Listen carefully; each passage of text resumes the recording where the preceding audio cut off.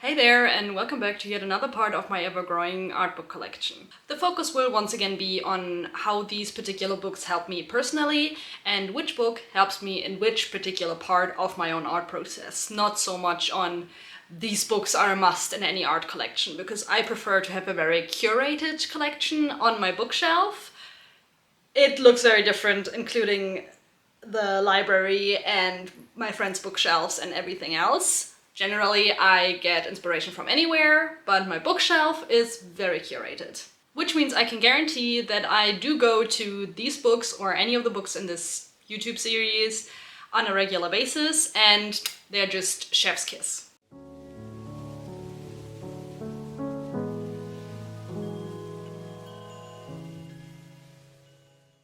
So the first book I have here is by an illustrator most people already know / hopefully know.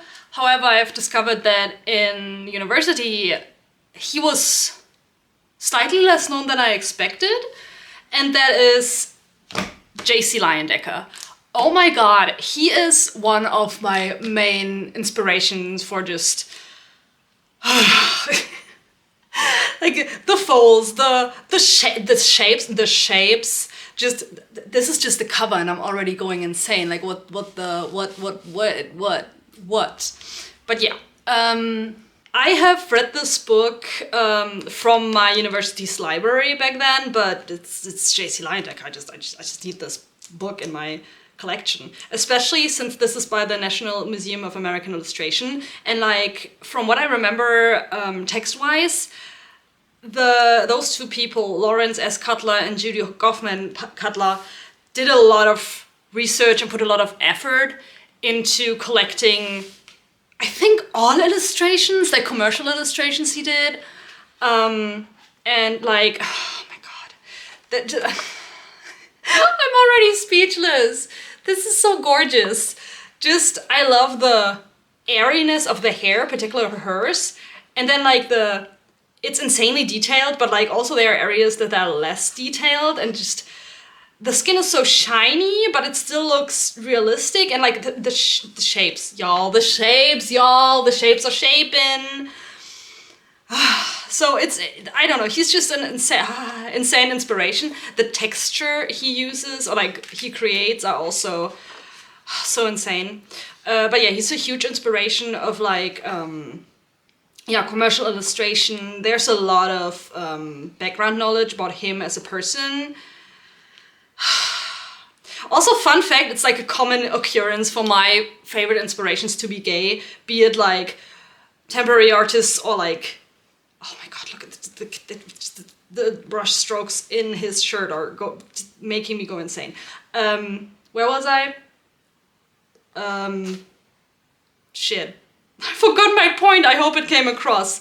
Yeah, my favorite artists tend to be gay, no matter which time period they're from. See, I'm not one of those people who are like, oh my god, babies are so adorable, I like enjoy looking at babies, they're just tiny humans to me. But like the way he draws babies, first of all, baby smashing the swastika, yes, love that. But also just the squishiness, it's also weird to talk about babies' legs being squishy, but like they look squishy, they look very visually appealing, good god. You know what I mean, don't get me wrong.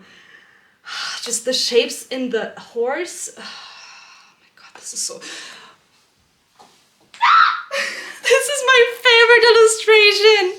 This is my favorite illustration of his. Like the the Art Nouveau inspiration, the looks both of these people give. Like, I'm sorry, I look at these people and it's just gay sapphic solidarity. Like, you cannot tell me that those two are not checking out the men/women in the crowd. She's rocking no bra, he's just like smoking this. This illustration alone is making me go insane. And like the curve in her posture, just the colors in her coat, it looks so soft, and there's like so little detail for how impactful this is, which I know detail does not equal impact or quality or anything, but it's just... I'm normal. But yeah, just I'm repeating myself, but the shapes are making me go insane. The details, the background texture even, like it's just... And I hope I can find some of the pages, but the way he studies his subjects and like the planning that goes into... This is such gay vibes.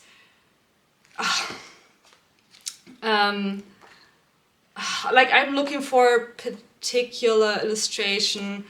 Oh my god, like the... Like the planning, he puts like the skin and the shading and the details and normal. Oh my gosh. I swear to God, I'm trying to talk, but also look at the gorgeousness that this is, the composition, the everything about this. Like, what can this man do? What can he not do? But yeah, he, before he starts his illustration, he does a lot of studies, like the particular things in his illustration he wants to, you know, get right. Like I mean, it makes sense that a lot of planning goes into these art pieces. Bro, this is Santa. I don't even celebrate Christmas, but this is Santa to me. Like perfect. Here, there. You see, like, this is the illustration, and like, like, how is it so similar? I mean, you know, and the grids in the background, everything is so fascinating. Looking at this makes me want to sit down and practice fucking perspective, which is not a thing I want to do. I hate perspective. It's actually something I want to pick up soon to like actually hunker down and practice. But yeah, just, you know, this is inspiration for that. And oh my god, these, like the visual storytelling, like this doesn't even have a proper background, but it feels so real. It does not feel like, you know, you probably know, I hope you know what I mean, because my words are failing me, and that has nothing to do with me being bilingual.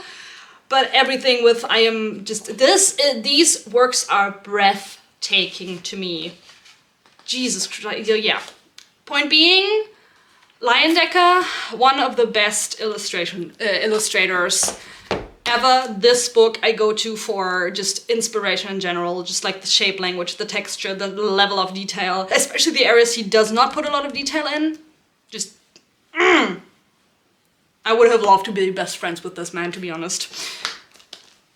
The next one is a more modern illustrator by one of my favorite publishers, and that is The Art of Feefal by Pt2 Publishing. Can we just talk about how the cover alone has such an amazing impact, the color scheme, the textures, but good.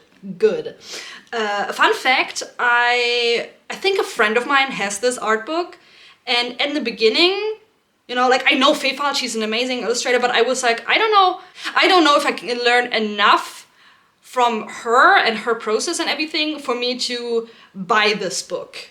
Not that I didn't think I could learn anything from her, but it's, you know, like I said, I have a very curated collection. However, this is just, yeah, so much to learn. I have the print. Oh my god, just her black and white work is so awesome. First of all, the 3D Total art books, like the specific artist ones, have so much insight in the artist, you know, the artistic journey, their background, their past works, you know, their development, what's important to them. So honestly, even if it's like the style that has nothing to do with what I want to do or like what you want to do, you can learn so much from them. Oh my god, they're so gorgeous. And even though the faces in particular are way more stylized than what I like in my art, gorgeous. Or even that, amazing. I can learn a whole lot, you know, like I really like her colors and her texture and the ways like she doesn't overwork her pieces. I think that's my point. They're very textured and they look insanely detailed, and they have a little level of detail, you know, it's not like I'm not like, oh yeah, geez, no, you know what I mean. But I think it's so admirable to have the confidence to be like, yeah, now the piece is done. I'm not, you know, overworking it, which is something I struggle with, which is also why I admire this in people who, you know, are willing to leave like rough edges and everything, which is something I admire because it looks so much cooler than if everything was smooth. But I'm struggling, which is why I appreciate it, period. And for her especially, I love her subject matters and everything, and the way she combines like creepy elements like bones and death and everything, but gives it a beautiful twist, or like she draws something beautifully and gives it a creepy, grotesque twist or something. You know what I mean? I hope. Words are once again failing me. It's like this contrast is also something I personally love. I don't depict it as much in my art, but it is something I really, really love. And this picture is already making me go insane once again. I love her line weight, by the way. Like this leaf, the outline is so bloody thick, and I love it. The highlight on this area, I love it. The highlight, the rougher highlights on the bright green here, love it. It's I don't know why I didn't expect to fall in love with this book as much as I did, because quite frankly, it's insane. Like, this is very cartoony, and I'm not that much of a cartoony person, but the texture, the shape language in general, like this stone alone, making me go insane. Beautiful. Oh my god, especially... I love her Celestial series and artworks and everything. Like, I think there's this page... I love it so much. Just the idea, and like, you know, how she has this thing where, you know, she draws objects like big characters, and like she does a lot with plants and everything. Oh my god, these are also so cute. I love them so much. And like those flowy lines that that go outside of the line work, I guess, give so much dynamic, and it's beautiful, beautiful, beautiful. Hello there. I love them. They're so cute. Here, like her dynamic and like the way just the line, like the insanely thick outline here gives more dynamic to this. Like the character is just standing there, but you can feel the movement in the artwork, and it's making me go insane. Okay, so my camera did not record the rest of the not made recording, but this is where she starts to explain how she first draws the art traditionally and enhances it digitally afterwards. And this is so bloody amazing. Like, I love this. The colors are so gorgeous.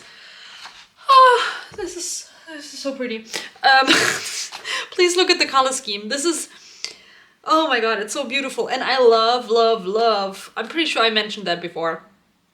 But I love how confident Fearfall is in choosing where to put the detail. And like, no one, quote unquote, cares about the branch in the front right here, or like the details. So she doesn't draw like the bark on every single tree. It's just like the hinted at bark, like here in the area of interest, here a little bit, and it's just so gorgeous. I am repeating myself, I know, but like the color schemes are gorgeous. I love everything about these, both of these. Oh my god. But yeah, oh my god, and also the head. Oh my god, I'm going insane. The hatching is another thing I absolutely love. It's something I've been playing around with a little bit, and not just a little bit, quite a bit, in my own artworks, especially like here with the blush, for example. I don't use it the same way she does, but you know, it's among Fearfall, Fearfall is among the artists that inspired me to do like hatching more in my sketches for now, but I do really want to incorporate it in my like more polished illustrations as well. Just the pair is amazing. How does it look so visually pleasing? But yeah, anyways. Yeah, this is where she starts with the tutorials, and this one, like, it's very rare for me to want to follow a tutorial like exactly.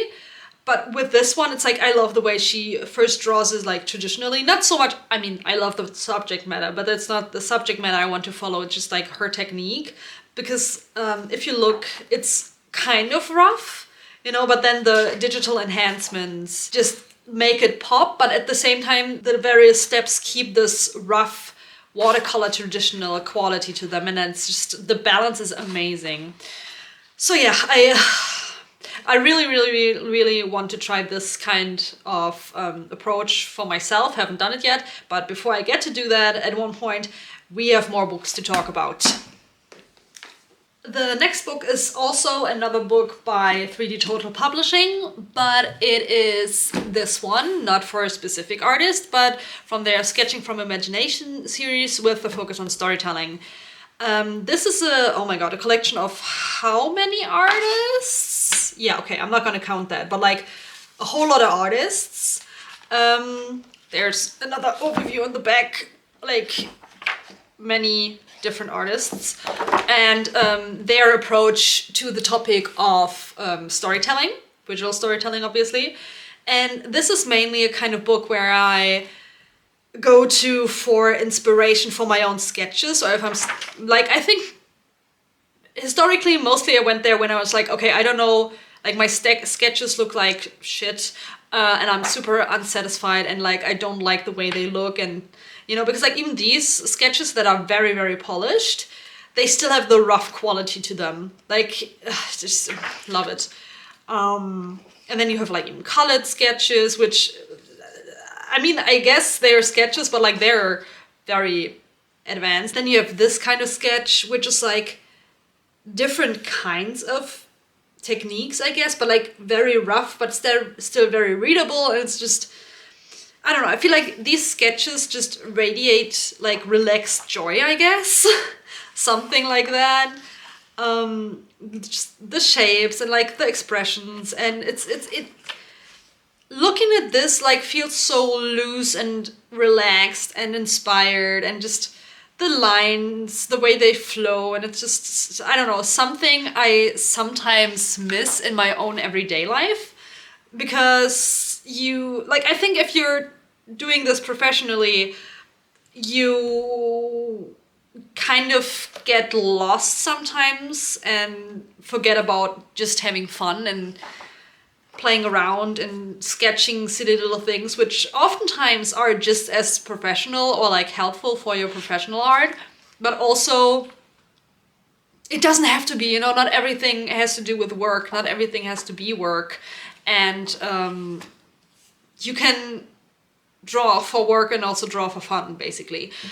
This is another one of my favorite pages in this book, because if I remember correctly, this artist likes to just pick a theme. This one probably was dolls, and just create a spread inspired by the theme. And it's technically a simple spread, but I love the vibes. It's super interesting. It's very personal to the artists themselves as well. I like how they incorporate little notes and everything. It's just like, looking at this makes me want to do this myself, basically. And then you have like quote unquote thicker line work, or like more intense one, and then you have the very, very fine one, and then you have people that go straight with ink, or just the variety, just colored and everything. It's just, I love it. I love it a lot. I love this book so much. I think it also just really, really helps to understand how much is out there and to not get too laser focused on your own area of expertise or like your own style. Like this, oh my god, I love this illustration. Again, it's a sketch, but like the way they chose to color some things and then not like the ground, for example, but like just, it looks so rough and polished at the same time. It's just like, I'm just so inspired. So inspired. Gorgeous. Then you also have like the sketch and the, I assume, finished illustration. Like different topics, different ways to interpret the same thing, different, like even here you have different levels of rendering or whatever. It's just, oh my god, it's just so gorgeous and awesome. And this, yeah, it's so good. I've actually been thinking about getting another one of the Sketching from Imagination series books, not because this is like not enough, but just because I love seeing, like, having a collection of different artists. And like when I struggle with coming up with a way of how to stylize things, or just wanting to try something else, I go to this book. Because my other things are pretty specific for specific artists, specific projects, but this is just it's amazing. It's an overview of so many artists and it's so incredibly helpful and it's gorgeous, and look at him. I love him. He's pondering the orb. But I think you get the gist of it. Okay, so that's it for now. If you got any further questions or any comments about the books I showed you, please let me know. And for now, I think I'll actually have another look at the books right here while I enjoy a nice cup of tea. I do have to decide which one to start with, which is going to be a hard decision, but that's on me. And I also got another video just like this one already planned on my to-do list. So if you like this one, please subscribe and stay tuned for the next one. But for now, bye bye!